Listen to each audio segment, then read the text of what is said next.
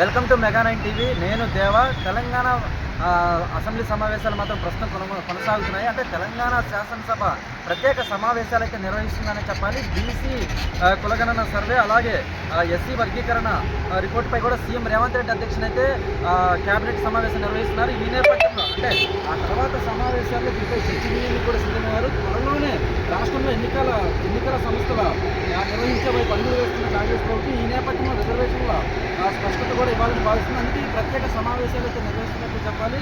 మొత్తం మీద కనుక మనం చూసుకున్నట్లయితే అంటే మరోవైపు కూడా తెలంగాణ అసెంబ్లీ ప్రత్యేక సమావేశం ప్రారంభమైన కొంత సమయంలోనే వాయిదా కూడా పడిందనే చెప్పాలి. కేబినెట్ సమావేశం జరుగుతున్న నేపథ్యంలో ఈ సమావేశాన్ని మధ్యాహ్నం 2 గంటలకు వాయిదా వేసినట్లు సమాచారం. మరోవైపు అంటే టీఆర్ఎస్ ఎమ్మెల్యే ప్రశాంత్ రెడ్డి మాత్రం కీలక వ్యాఖ్యలు చేశారని చెప్పాలి. తెలంగాణ శాసనసభ చరిత్రలో ఎన్నడూ లేని విధంగా ఈరోజు జరిగిందని కూడా ఆయన వ్యాఖ్యానించారు.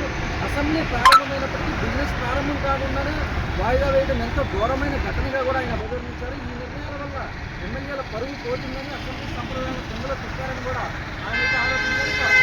తెలంగాణ అసెంబ్లీ సమావేశం పరువు తీశారని కూడా తీవ్రంగా అయితే వ్యాఖ్యలు చేశారు. మరోవైపు శాసన మండలిలో బీఆర్ఎస్ పార్టీ మాజీ మంత్రి ఎమ్మెల్సీ సత్యవతి రాథోడ్ను శాసనసభలో పార్టీ దిగ్గా కేవీ వివేకానంద్ గౌడ్ను కూడా బీఆర్ఎస్ అధినేత కేసీఆర్ మాత్రం నిర్ణయించారు. అధినేత నిర్ణయాన్ని కేసీఆర్ ఆధ్వర్యంలో ఎమ్మెల్సీలు కలిసి స్పీకర్కి కూడా అందజేసినట్లు సమాచారం. మరోవైపు బీఆర్ఎస్ పార్టీ నుంచి కాంగ్రెస్లోకి మళ్ళిన 10 మంది ఎమ్మెల్యేలకు కూడా నోటీసులు జారీ చేశారు.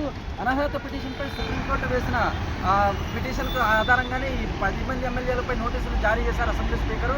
దీనిపై 10 మంది ఎమ్మెల్యేలు కూడా స్పష్టత ఇవ్వాలని కూడా భావిస్తున్నారు. మరోవైపు అంటే కొంత సమయం కావాలని కూడా ఈ 10 మంది ఎమ్మెల్యేలు అయితే అసెంబ్లీ స్పీకర్ని అయితే కోరారు.